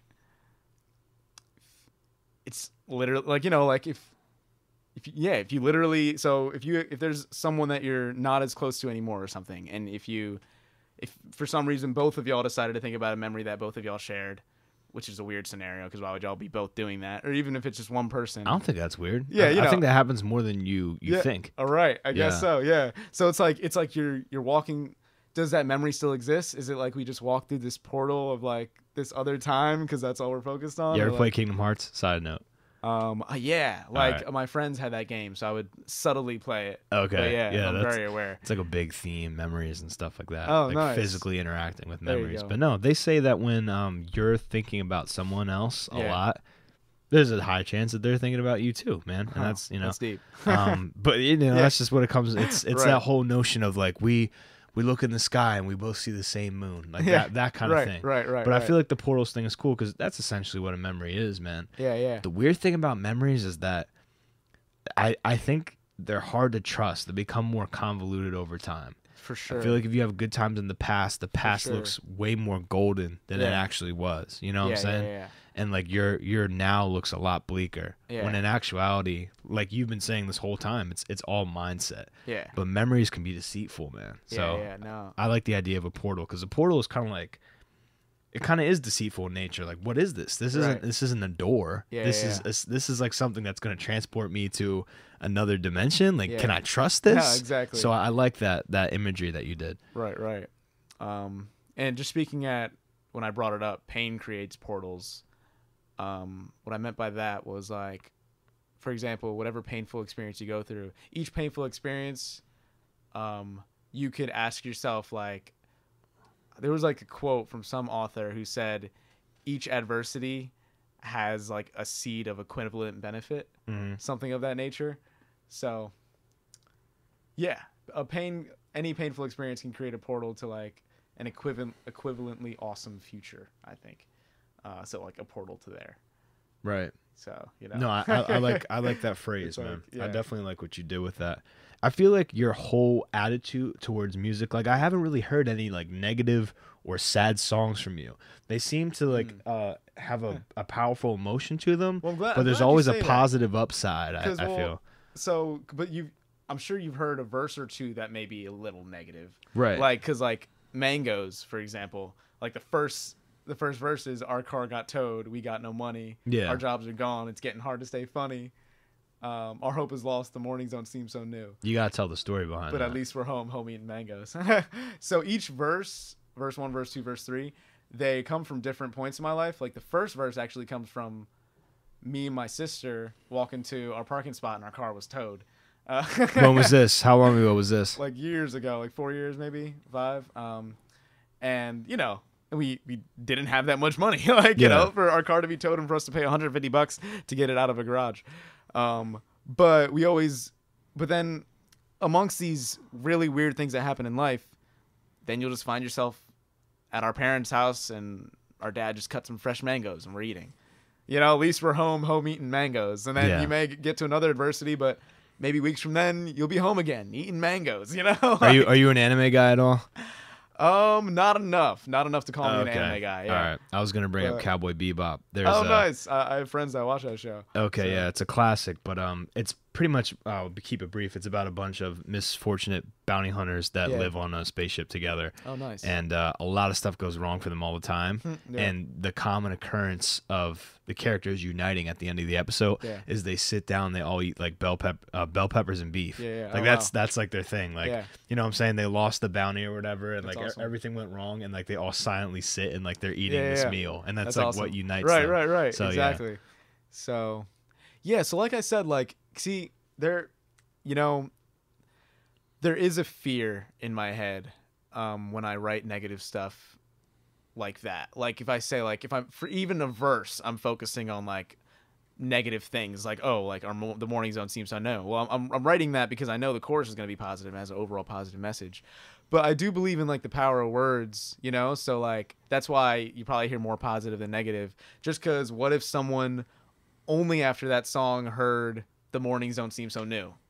You know, like there's like I know that that lines can ring in heads. So like, so you're not somebody that would put out a song that is just like a negative pure song? negativity. Yeah, no, I don't think so, because I feel like there's this is just my philosophy, like, or just my thinking, because I feel like there's a worthiness in purely negative songs to justify that. And that's why I have negative verses, but there's always just a light or a way to look at it. So I'd be lying if I didn't include something positive. Like I just wouldn't feel, that's just not the way my brain works, you know? Right. Because like I always just need to find a hopeful end, you know, or else I just can't sleep.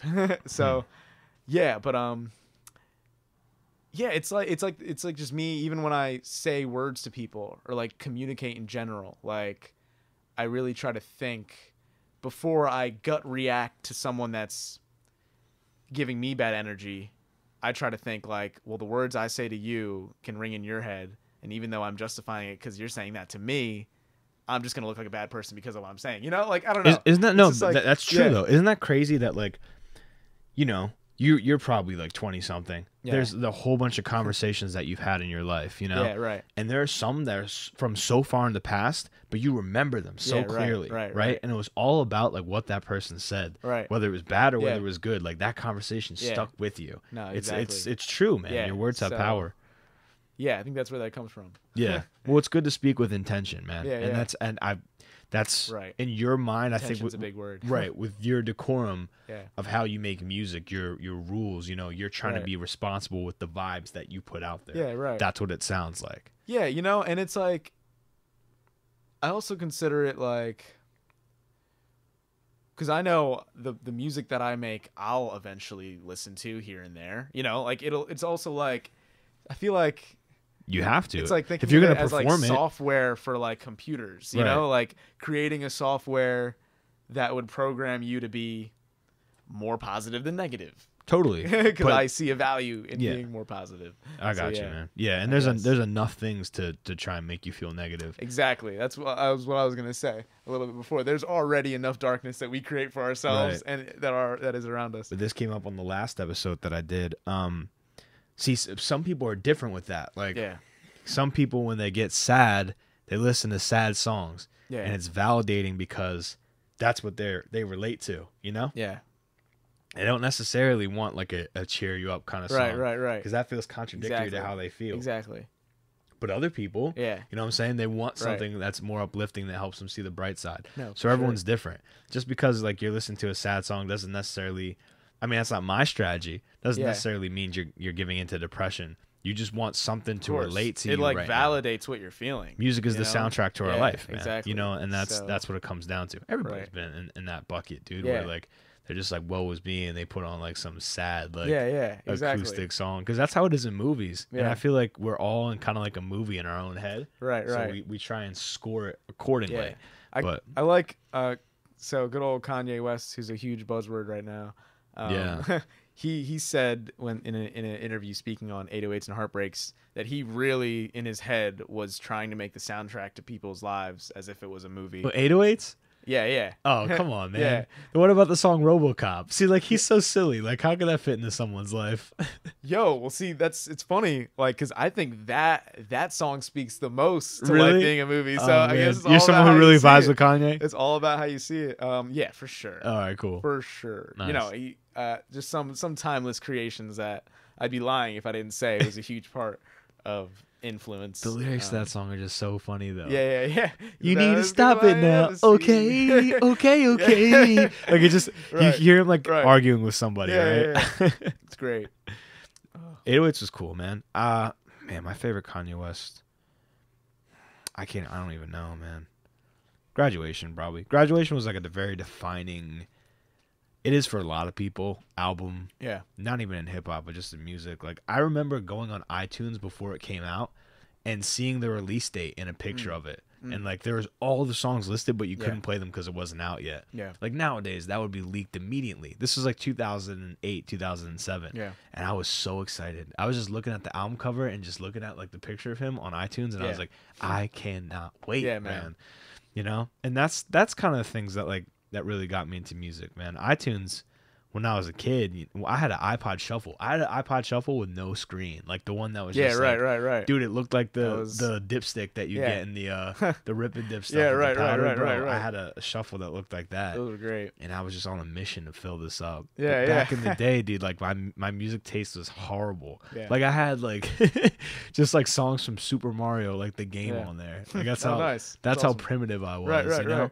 And it's weird how you grow up and your musical appetite like matures with you. Yeah, and man. You start to listen sure. to things that like as a kid you wouldn't enjoy. No, exactly. And like it's interesting to think about whenever I found myself listening to one artist so much, I like consciously try to switch it up. Oh, like, really? You get for sure. That's then, very disciplined. Then your worry would be like, okay, I need other things making up my bass. You know, dude, like, I'm the opposite. I'll hear a song I like, and I'll listen to it until it has no meaning. Like I'll listen to that song all don't day. get me wrong. I would also beat songs to the ground. Right. I guess, but you know, just in general, if I'm listening to like one artist for like days and only their songs on repeat. Yeah. Especially like when like I was getting into more making music, I would notice how I probably like when I was writing a song, I wouldn't want to only be inspired by one vibe, you know? So just I'd like to be able to say I have a lot of different influences. Like, you know, like I like saying that when it's true. You ever just like look back at like some of the stuff that you made, even though you didn't like grow up with music, but some of the stuff that you wrote when you were little, and you don't even remember the mindset you were in. Yeah, like right. it seems like a completely different person. Yeah, it's surreal. That's to how I think feel about moments. Still, yeah, like, yeah. Like what was I thinking at that time, kind of thing. Because some people like I've had people be like, "Yo, you should write a song like that." Like I'm like more, or like you know they'd be like, "Yo, I really like that version of." And in my head when I'm just like, I couldn't make a song like that again, or like you know because it's just its own category. Yeah, like you know, so that is my favorite song that you made. Yo, but it's probably most people's. No, hey, and it's funny. Like I would have never guessed that, but I guess it's just because you never know what your songs sound like from the outside perspective of other people. You know, like it's just like I have my own view of how that song was created. Boom, but I have no idea how it sounds like to you. Moments is like for me what it sounds like to me. The chorus is so like. I don't know. It kind of has like I might be wrong here, like a reggae kind of vibe to it, but it's just like very like flowy, and it's something that I could see like in a documentary, about like a dude that lives in a subway or something. Like, and it's just this wide shot of him sitting down, and he has like an open hat. And right. Moments to moments. Yeah. It's so good, man. I great. think what makes your songs really good, in my opinion, my favorite thing about you is how you write hooks. They're super catchy, man. They're just like. I know a song is good when I'm in a place and my mind is idle and I just hear that hook in my head, man. And that's been all week. That's been all week, dude. So you're really good at writing hooks, man. I don't know what your process is for writing. You might want to go through that, but like that, I don't know what it is. Your hooks are good. They're really good. You know, yeah, that means a lot. One thing I started Google Drive and Google Docs. Do you use Google Drive at all? I do, man. I use it so much that I had to abandon an email account because I used it all the way to its fullest. So the fact that I can access it on my phone and whatnot, it's like my favorite way of writing docs and ideas. And you don't use the notepad on your phone? You know, that could only go so far because sometimes, like what I like about Google Docs, I could access it from my laptop and change it on my phone. You know, but you got a Mac, bro. But yeah, you're right. Hilarious. I got you. But so yeah, one thing I would do, I would write like the month, for example, like I'd be like March bars, and I would just do a bunch of free flow stuff, and like a lot of the pages would just be so silly, things I wouldn't take seriously. But moments, I remember it was just a paragraph on one of those long documents where I was like, okay, I cut that part and I pasted it somewhere else. I was like, this is something somewhere, and I just ended up repeating that 3 times. So I like it when I know Ed Sheeran says in this often when he talks about his process, he compares it to like a faucet, and he's like when you first start or like when you first open up that faucet, a bunch of horrible water is gonna flow, you know, but then eventually here and there you'll get some clean water, but you just gotta like you know keep letting it flow. So I always appreciated that way of looking at it, because it true, like that's why I admire people that can freestyle like just flawlessly everything they say is just bomb, you know, like, because I got to go through a lot of bull crap, like when I'm just on my own to like really start to believe in something. Right. I think. I mean, but then every song has its own process. Like sometimes after just a really negative experience, the song will just flow, one take of a flow, Right. like, you know, in terms of the writing. So, you know, they're all just different. Well, you're talking about improvisation, man. Improvisation is a Right. very admirable thing, and it's something that a lot of people try and to attain, but Right. it's tough, man. I took an improv class in college. Did you? Yeah. How was that? I really appreciated it. Yeah, it was really cool. My favorite concept from that class was yes and. So If this is true, then what else is? Kind of thing. I think so. Yeah. Yeah. So like if you're having a conversation with someone and you're exchanging ideas, instead of debating on what they say, you could say, yes, what you just said is valid, and like, you know, like connect the thoughts and build something instead of being like, your thing isn't right because this. Like, it taught me the philosophy of like connecting with what people say instead of always debating it down, you know? Yeah. So was it a conversation? I mean, a comedic setting? Like, how was that class? Yeah, it was a lot of different things. We did a lot of improv games and then a lot of scene work. Was that like, Temple? Yeah. Okay. And the teacher was just really an improv.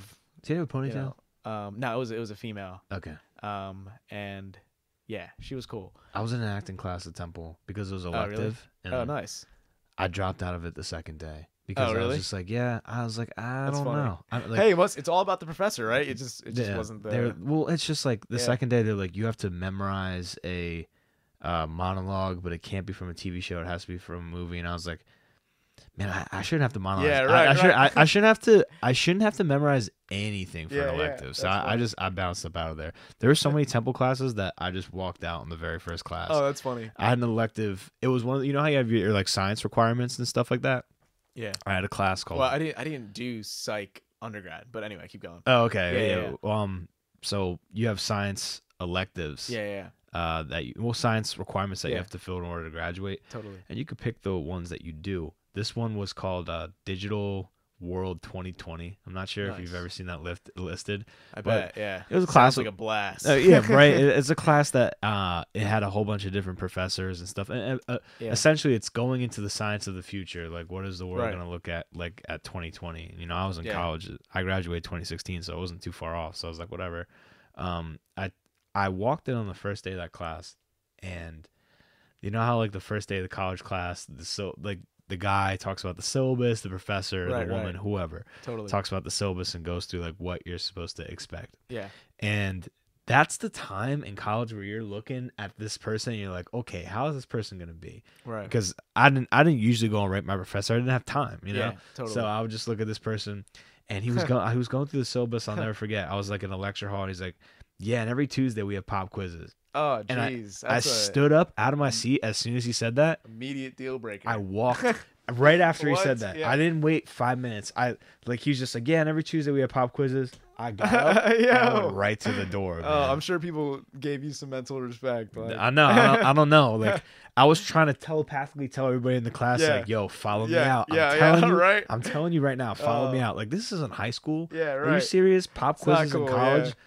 If somebody said pop quiz in college, anxiety bomb every week. No, basically. man, no, dude, no. I had an experience in college where there was a quiz that counted as attendance, but it was always a one question quiz, and it was just like about like what you talked about in class. That's as deep as we should go in college, man.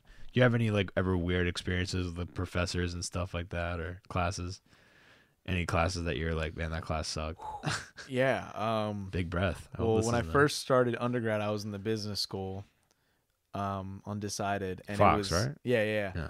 And it was accounting. The third day. I had fellow people I was working with that were sitting next to me, like 3 people. You know, we were excited to take it all on together. The third day, when you started going into stuff, I was like, yeah, this isn't for me. And I got up and just walked out. And it was a moment because the people next to me were like, what, you're leaving us? I was like, listen, 4 people in hell isn't better than 3 people in hell. How long were you in that class for? 3 days. It was the third day. All right. Yeah, and that's when I was like, okay, I don't belong in the business school.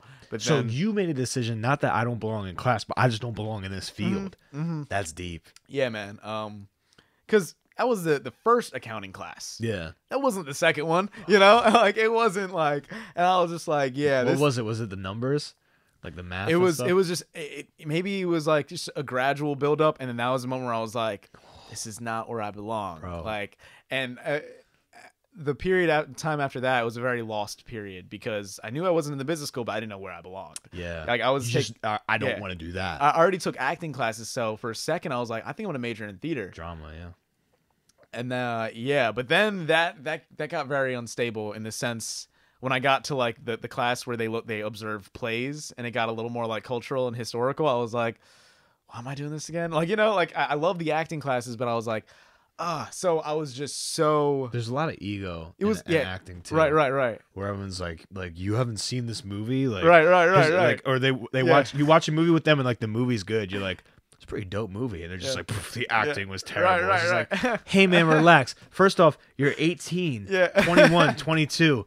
You're not in Hollywood, you know what I'm saying? Like that kind of thing, man. I hear you. You know, and that's with a lot of media related kind of people in college. I'm not saying that, but I've made some of my best friends there, but there's a lot of people that are like. So I was dealing with the radical sides of the spectrum. Like we got business school or acting or theater, and I was like, I don't like what, and I got to a point of just pure lostness, and that's when The Answer, that book that I was talking about, came out of nowhere, and then it helped me just figure out what I wanted my major to be. It was a very general major. It was adult organizational development. It was in the College of Education.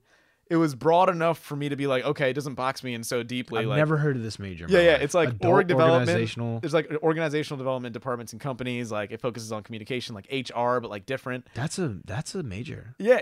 Wow, it was impressive. It was very broad, but it was broad enough for me to be able to talk about how it connects to counseling when I wanted to apply to grad school or whatever. So like, it was just strategically broad, and the worry was like if I only had that degree, AOD, adult organizational development. I mean, it's not specific enough in this. I mean, sure, you could leverage it to become an organizational development professional, but at the end of the day, like that's not what I want to be. And like that's intense. The counseling was something. What is that? Is that somebody at work that's like, understand that today you said like something about Kathy's dress, analytics, like all that fun stuff, like to describe. Mental games, but in the real world, those kind of positions may not be as fulfilling as you'd want them to be, right.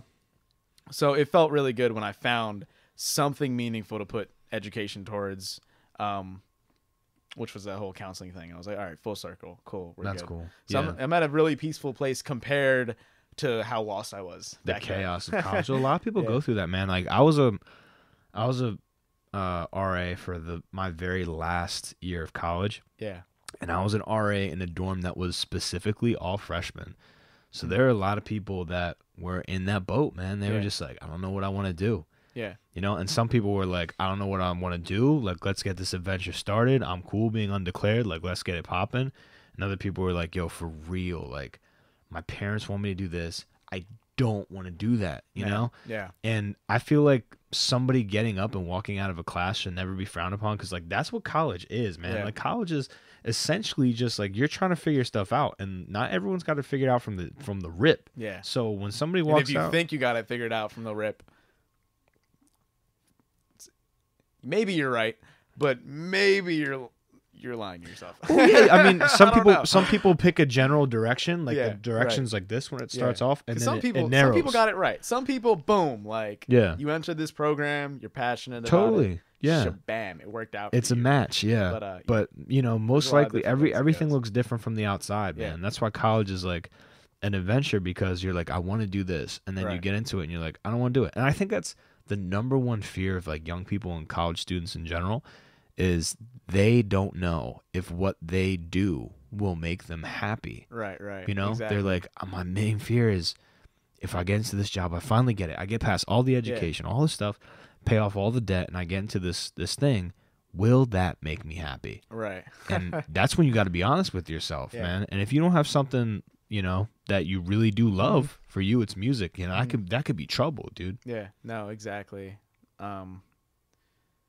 It's pressureful too, because you're dealing with like a lot of money. Like, just saying, like when you're in your first year trying to figure out what program you want to do, like you're faced with all this, like, like overwhelming pressure. And think about it, like you're in school, like to high school. No one's telling you in high school how overwhelming it's gonna really be. You know, like, I had teachers that were like, they would say dumb stuff though. Like they'd be like the work's gonna be a lot harder and a lot more in college, and they'd say like, but you know, in high school, you got to ask the teacher if you can go to the bathroom, or at least that's how it was for me. Right, like, right. yo, can I get a pass? And like in college, you can Exactly. get up anytime. So there's always intimidation factors. Yeah. Like in middle school, they did that to us too. They're like, oh, they're not going to accept this in high school. It's that they're trying to build you up. But you're right. Nobody really says, they talk about the existential crisis of different. college. Yeah. Yeah. And I remember in high school, I would always look at the colleges with the most beautiful landscapes as the Right. dopest ones. Right. But then it's like, it's funny, like Temple was like the last on my list. But if I could go back in time, I'd tell myself, yo, Temple is where you belong. Where you like, belong, yeah. no matter what other college. And I mean, you know, to each their own. I'm not saying Temple is the greatest for every human being. No. But for me, like, for that vibe was the move. Yeah. That's something you can't see as a high schooler. That vibe is the move. For like, I'm not a huge college guy. Like, college is cool, man. I had a lot of fun, honestly. But like, Temple's a very much like do your own thing kind of school. Like people go to class and then they literally do their own thing. Like, you going to Temple, you know DJs. You know what I'm saying? You know people that are playing house shows. Yeah. You know some dude that's making like, I don't know, a movie where him and his friends like dress up as animals. You know like all these like crazy people. Exactly. It's not like a regular college town where everybody just like goes to the same bar and does the same thing. Yeah. Like no, man, people are hitting up like weird clubs and just doing weird, interesting stuff. Exactly. Man, it's a very, to me, Temple's a very like artsy out there school, and it's great to meet people that have similar ideas. Like I met somebody through the TV program who I'm really good friends with today, who I've had on the podcast, who like if I didn't meet this guy, I don't think I'd be making the graphic novel that I'm making today. Like that. Wow. That's how You're making a graphic novel? Yeah, I've been doing that for a few years, man. That's But, amazing. yeah, dude. But I'm really passionate about it, and I work on it a lot, and Yeah. I've released like 100 pages of it already Wow. online. But if I didn't meet that guy at college, like, I don't know, man. There's probably people that you met musically that you're just like, really funny that you're just saying that, because I was on the way here, I was thinking about how powerful chance encounters can be. bro, totally, man, totally. Like it's like when I met this one person, like when I was meeting them, I just thought it was another human being I was saying what's up to. Yeah. But then it's like, but so much has happened because I met that person. Right. You know, so it's like Every person you meet is like that too. Crazy. Down to your best friend. Yeah, yeah. It's true nuts. say. But that's like a big thing for me. Like, forget the debt, forget about the misdirection, forget about choosing a major, forget about the pressure from your parents. Going to college, like, and meeting somebody who shares your interest and who inspires you to like really dig. That's that's already worth its weight in gold. To make connections like that that last a lifetime. That's why that's why I'd recommend college. Like just off of that factor alone, dude. Right. You know? And No, Temple's for sure. like that for creative people, man. It's just a whole bunch of art going on, all that stuff. Yeah, dude. But yeah, it was a really, really active town. But is there anything else you want to say? We're kind of coming close to the end. We're coming up to like the 2-hour mark. Is there anything else you'd like to dive into, or no pressure, man? This was a fun time riffing out the thoughts. That's what this podcast is, man, and exploring your art for sure. Basically, like, is there anything else I'd like to say? Listen to awesome music. Listen to awesome music. Like, yep, music is a great music medication. is worth living for, in the words Yeah. of Andrew WK. I got back right. from one of his concerts. It was really fun. And one thing I thrive off of is knowing, because it's so easy for me to find a new album on Spotify. Right. It blows my mind, and I awesome. never heard before. Yeah.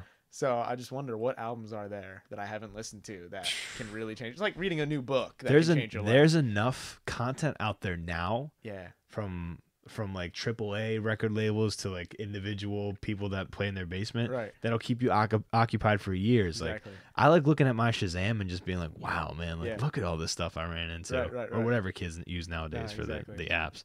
But yeah, there's enough out there to keep you occupied. So to close this out, if you could just look into the camera and plug all your stuff, man, your SoundCloud, everything, YouTube, everything. Awesome. So my full name, you could probably see in the spelling of the title of this video, or anywhere it says Danny Varughese. Smart. He knows the deal. Yeah, right. So that's my Instagram handle, Danny Varughese, SoundCloud.com/that, Facebook, YouTube. If you look up that name on Spotify or Apple, you got it. But yeah, at first I used to hate how long my name was, but then I started to really appreciate it. It's just a code. You know, it's just like a little password. But yeah, that's cool, man. Danny Varughese, man. Check him out. Check out his new album. It's on SoundCloud. It's awesome. It's about imagination. It's about being awake.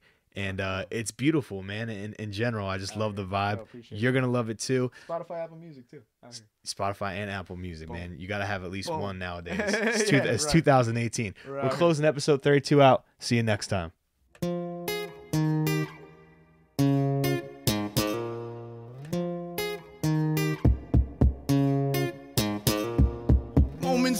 Some moments, where is all of this time going? Can someone please show me? I'm trying to gather my fruits, I just been sowing and sowing. Haters evaporating, all this creation created the bubble, it gave me displacement. These words are fresher than death in the sense that they instantaneous, no explanations, they evoke feeling and pain, anything to make you feel. Feeling is realer than rain, that don't make sense, neither does my reality. Meeting your face, reading your hate, seeing that we're all the same. This is insane, I know that you feel the same. These are just words on paper, together they make you feel things. Under the skin, massaging the brain. Under the skin, massaging the brain. Moments on moments on moments.